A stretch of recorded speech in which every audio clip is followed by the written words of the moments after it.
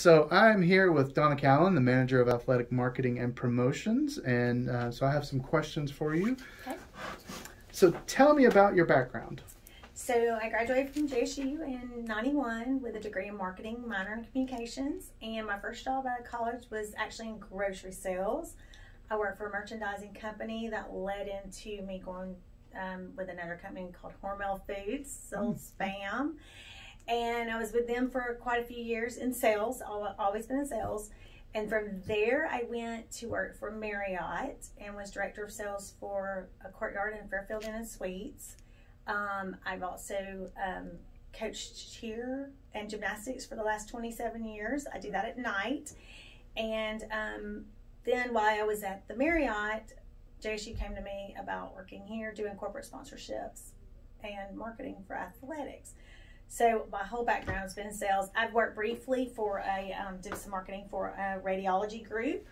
So I was lucky enough to do part-time with Hormel at one point when I decided I was traveling too much. They put me in a part-time position.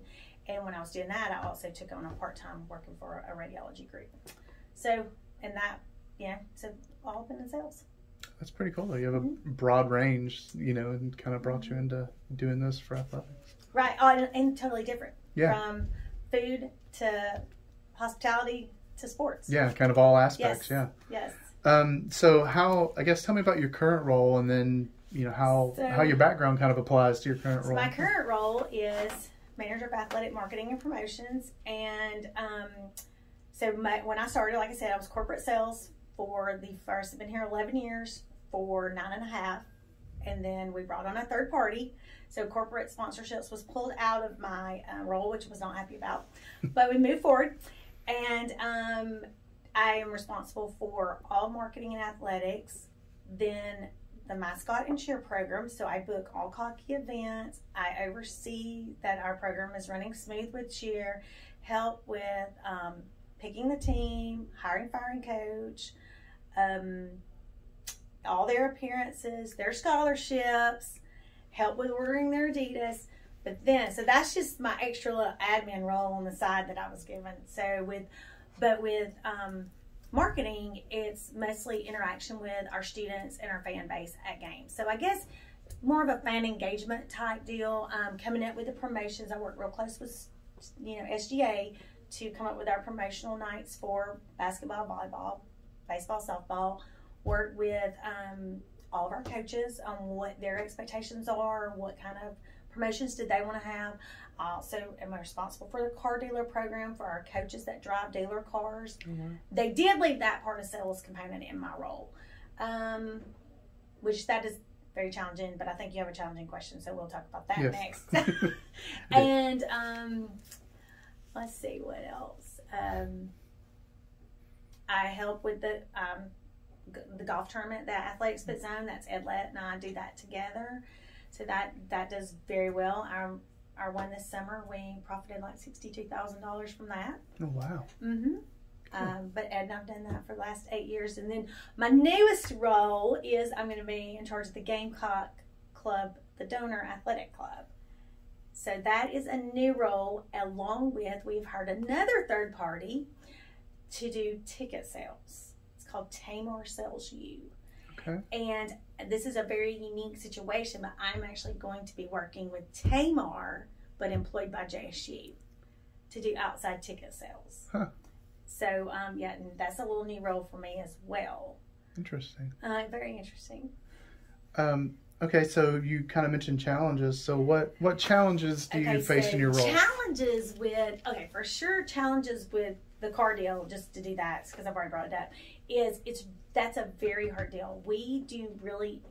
Coaches do not take care of cars. They just don't. So and you have to really wine and dine them to make them want to give back to the program, and our coaches don't do a great job at that. So I'm the person kind of trying to do that. It's our coaches drive those cars like crazy, but anyways, that's a car deal is a big challenge. Plus, they don't have inventory. They struggle with inventory. So that's definitely been a challenge. Especially now, I guess, post-pandemic. Yeah, a lot of them don't have inventory. They don't. I mean, Sonny King Toyota has been in this program before I ever got here, and we haven't had a car from them since last year because they don't have any on the lot. Wow. They come in, they're sold. Yeah. So when I started, we had maybe 5 car dealers. I got it up to 13 cars, 9 car dealers and 13 cars, and now we're down to 3 car dealers and 3 cars. Wow. Since COVID. Yeah. All of this is since COVID. Coach Rich Rod has a car, but it's only because there's a connection to Cooper Chevrolet with that. Good. Okay. So he does have a car. But I would say, kind of with just going back a little bit with sales from what I experienced, challenges that I found is we're competing with companies that are also sponsoring Auburn, Alabama. So they aren't wanting to pay us near as much because we don't have as many eyes TV time. Now, that's going to change in the future. You know, we're still not going to have as much as them, but we are going to have some ESPN games. Yeah, maybe in conferences. When we move to conferences. Right, right. Yeah. So, so that was my biggest challenge. Like, I'm connected in the area. I've sold in this area all 30 years. So, like, I have tons of connections, but it took time to build that up and to get people to trust you. And obviously, my whole role, I'm more passionate about sales than I am anything else. I think the promotional side is something that can come from an intern, a graduate assistant, somebody. It's an entry level.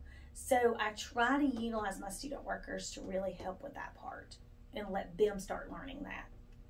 And then, and I'll do the other stuff. So, and it's good resume builders for them and good real world experience. And I usually have. I had 2 student workers for the longest, and now I just have 1. So what departments do you work more closely with? Let's see. Well, I don't know. I mean, I work with everybody. Probably student life is the most, but everyone calls me for cocky. So when building those relationships through cocky, at least. It is. And I do a lot with local schools too. Oh yeah. I'm very tied in with local schools. You know, we just had a kids game, like we do a kids basketball game, and we had 1,200 elementary kids. We've done that for 10 years. Coach Petrie, well, I guess 8 because of COVID, the 2 COVID years. But Petrie brought that game and came to me and said, "This is what I want to do," and we've always had anywhere from 800 to 1,200 elementary kids here to watch them play basketball at 11:30. That's pretty cool. So that I do work with outside of the university as well. But on campus, I would probably say student life is who I work with most. I work a lot with Sodexo too. Oh yeah, okay. So the student life promotions, what role do they have in? Well, I don't really understand their whole structure, but they have their, I would call their leadership team, and then they have like subcommittees. And so those subcommittees, one's going to be over athletics, and then they're going to even break off from that. Football's pretty set. We don't really let them tell us what we're doing at football. But basketball, somebody's going to have basketball, somebody's going to have baseball and softball, somebody's going to have volleyball, somebody's going to have soccer. So it's kind of whatever they want to do. You're going to get some energetic go-getters, and you're going to get some duds. So now, do they? I try to always be open-minded. I don't agree with a lot of what they want to do, but I'm open-minded and I listen to them. So with and I know it's not one of the questions, it's more of a follow-up, but so with student government or SGA or student life being involved, are their promotions more focused towards getting student involvement, or does that bleed into like the community coming to the games? Or is it dealing with any of those type promotions as well? Well, with the students, obviously we're going to focus on the weekday games. Students aren't going to be involved with what I do on the weekends. Oh, okay, that's true. Yeah. I mean, they say they will, but they're not telling the truth. And I know that, and I've been around long enough to know that. So, like, with the weekday games with the students, it's going to be like, hey, we want to have camo night. Hey, we want to have superhero night. What can we do to get our students to come? Like, now I'm not picking the promotions as much as I was because I'm not going out to that sponsor and saying, hey, will you give me $100? And we've done a Mad Dash for cash where I've gotten like $200 and there's been a ton of ones. It might be a 50 in the thing or whatever. And so I go out and ask a bank to do that or somebody to sponsor that. Well, now I don't do that. And there's so more, I guess now it's going to be just tied into what nights do we do.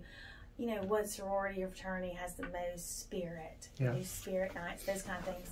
But then with the community, it's about really who can I put on that court during halftime. They don't make a parent come buy a ticket. And we have the Leeds jump rope kids that come, and that brings a huge crowd. So it just depends. I love when I get those go-getter students that want to understand what I do and give me great ideas.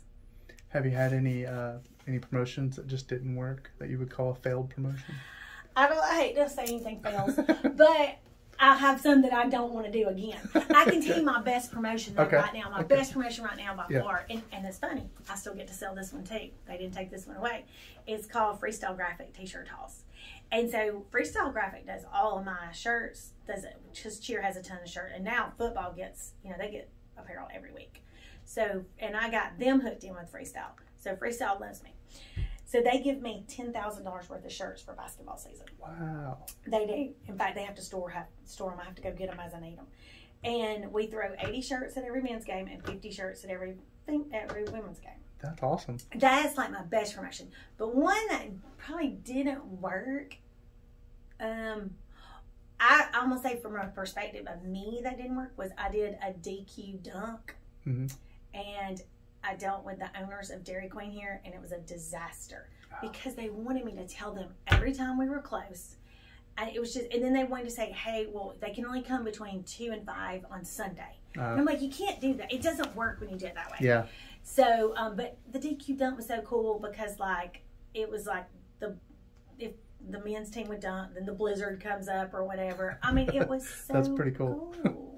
But it was just hard working with the local owners. It was hard working with the local owners, so I didn't go back to them. I was like, I'll survive this year and be done.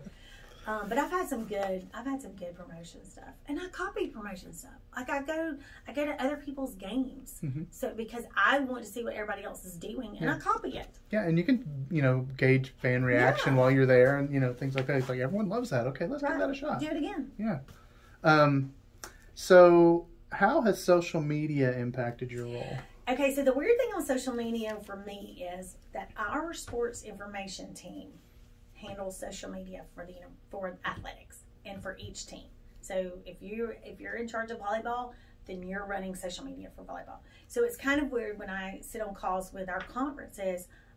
What they talk about with social media really does involve me, which I love because I personally do not like social media. I have it. I know it's what makes us. I know it's what works. But luckily, I'm old and I haven't had to really do a lot with it. I have an athletic marketing Facebook, Twitter, and Instagram. Couldn't even tell you the logins because I let my student workers run it. Let them manage it. Yeah. Do you provide them the content? I don't. I let them do it. We don't do much at all. Like, don't look at it because it's terrible. Yeah. Okay. So I just, and like if I have something that needs to go out, I send it to sports information and they do it. Okay. Cool. And they have a graphic person, so I would say it impacts in a good way, but for me personally, if I were to go to another university, I might be, if I took a marketing job, might be responsible for social media. Yeah. So there's young girls that work for Casey and alumni, and I really do try to listen to them, and I get them to help me do different stuff just to try to learn, and even with my own girls. Yeah. Like, just to try to learn that. And I do want to take a digital marketing course just to get that certification. Yeah. So what advice would you give someone that's just starting out in athletic marketing and promotions? I would say you get as much internship background as you can get. Even if you know you want to do marketing, or you know you want to do promotions, or you know you want to do compliance, do all of it. Okay. Because the more versatile you are, and I would also say don't limit it to just college athletics. Like I would try to do like my daughter did the Robert Trent Jones Golf Trail in Auburn. Yeah. She, worked in the pro shop, helped with events. So, like, I would explore all areas. Okay. Is there anything else you'd like to add to kind of close out our conversation? No, I mean, I think it's a great field. I think it's gotten to be a competitive field. So that's one reason why I do say do as much as you can do, because I do think it's a competitive field. I don't think a person like me graduating with just marketing could get a job in sports if I didn't know somebody at this point. Yeah. Like, I think there's too many people, they're getting this degree and you're being trained for sports. So I think that person coming out marketing is going to have to do something else, maybe with a master's in sport management, to try to be competitive at the same role as somebody like yourself. So basically try to build your resume and do work in multiple different areas, or intern in multiple different areas, so that way you have a little bit of experience and you've at least touched multiple areas, so you're not just limited to one thing. And I have our students come to me and say, hey, I just they may not want to do their 300 hours with me or their 120 marketing hours, but can I come work a game?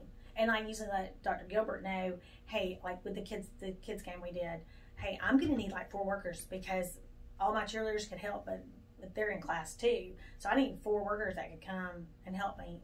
And, I sign off that they helped. And I'm always open to talk to anybody about what I do. So that's pretty cool. I think it's a very cool job. It's nice to go to work and not think you're at work. Yeah. Actually enjoy it. Yeah. Which is half the battle. It's a great field to be in, but it is not a high-paying field. Yeah. Especially in the beginning. You have to work your way up, and it is a lot of hours. Yeah. It is a lot of hours. Yeah, it's not just Monday through Friday, 8 to 5. Mm-hmm. Yeah, evening, weekend events. It is, and on my end is really an event planning situation. So, and it sounds like with this new ticket deal they're giving me, that's going to be just planning groups to come to have an event. So, well, thank you. That concludes our interview, and I really appreciate it. And thank you for your time.